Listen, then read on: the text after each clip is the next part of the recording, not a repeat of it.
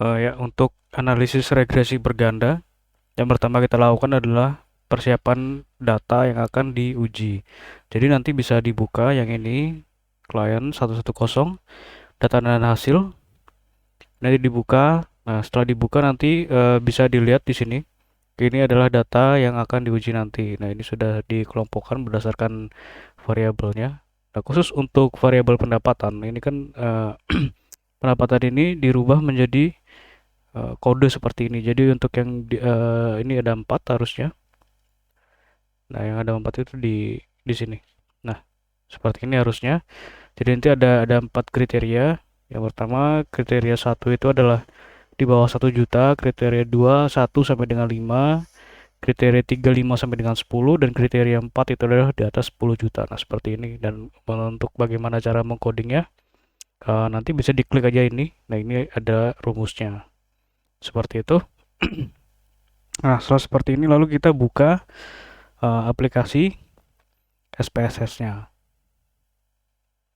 Nah, untuk mempercepat proses nanti teman-teman bisa buka file yang ini, data.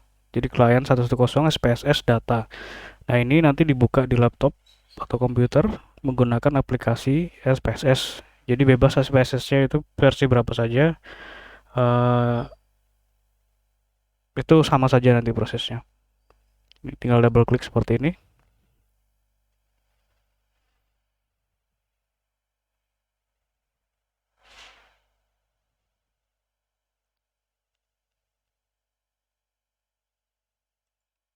Nah, ini adalah file data SPSS-nya. Ini ada X1, X sampai dengan X4, lalu Y. Nah, seperti ini. Dan bagaimana cara membentuk tabulasinya, kita ulang untuk tabulasinya seperti ini. Nah, saat teman-teman ini pertama membuka SPSS akan terlihat tampilan seperti ini.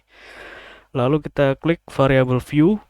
Nah, setelah seperti ini lalu kita balik lagi ke Excel tadi, ke tabulasi Excel. Nah, kita copy nih. X1 sampai dengan Y ini kita blok, copy seperti ini. Nah, seperti ini kita pastekan.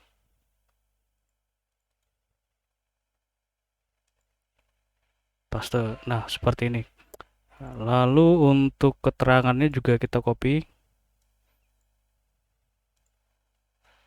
Nah, seperti ini. Kita taruh di bagian label. Nah, kita geser dulu seperti ini. Nah, khusus untuk variabel pendapatan, variabel pendapatan ini nanti yang dihitung itu berdasarkan kriterianya, nilai kriteria, ya ini 1 sampai 4 tadi. Jadi bukan dari nilai nominalnya. Seperti itu. Nah, setelah seperti ini lalu kita lakukan analisis regresi. Caranya adalah klik analyze, regression, linear. Lalu kita masukkan Y ke dalam dependent, kita klik Y, lalu tekan tanda panah yang ini. Lalu X1 sampai dengan X4, tekan shift, lalu nah blok seperti ini. Kita masukkan ke dalam variabel independent. Lalu klik statistik. Nah, ini biarkan saja. Plots better, biarkan saja. Save, biarkan saja. Nah, ini biarkan saja. Jadi default, lalu klik OK.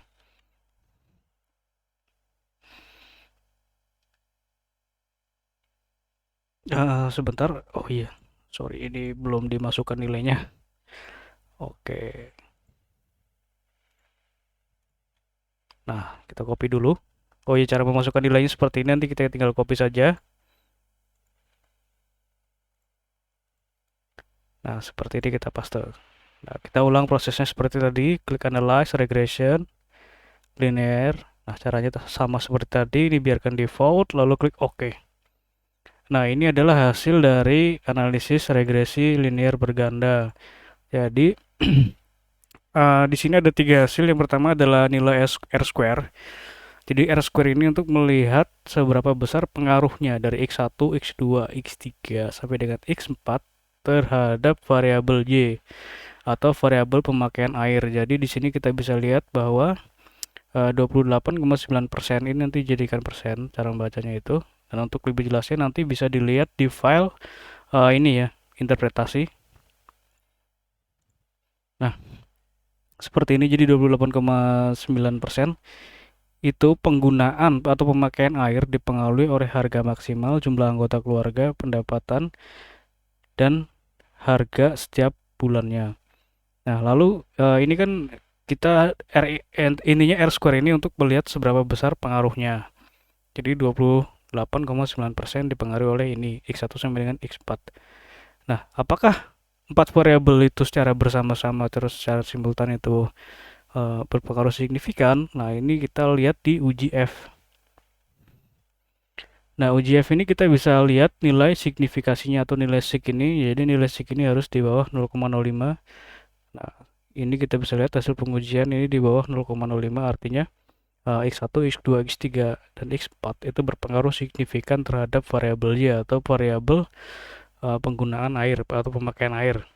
Seperti itu. Nah, untuk lebih jelasnya, ya, keempat variabel tadi kan secara bersama-sama ya. Nah, ini secara individunya atau secara parsial kita menggunakan uji T.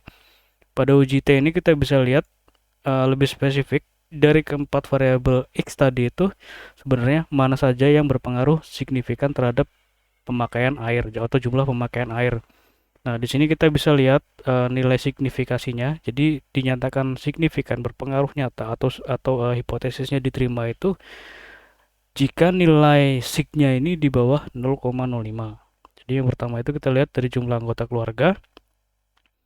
Nilai signifikasinya adalah 0,017. Nah, ini di bawah 0,05 artinya berpengaruh signifikan terhadap pemakaian air.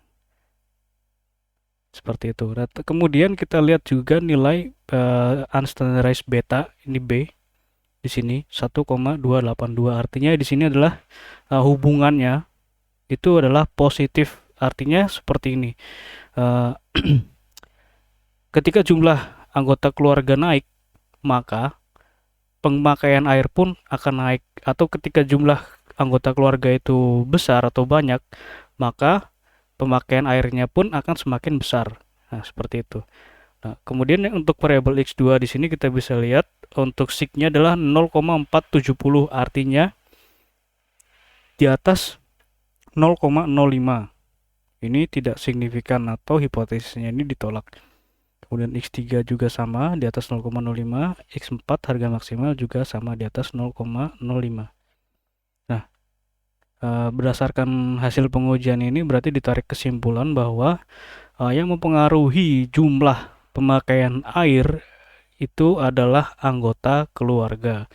Jadi semakin banyak jumlah anggota keluarganya, maka pemakaian airnya pun akan semakin meningkat.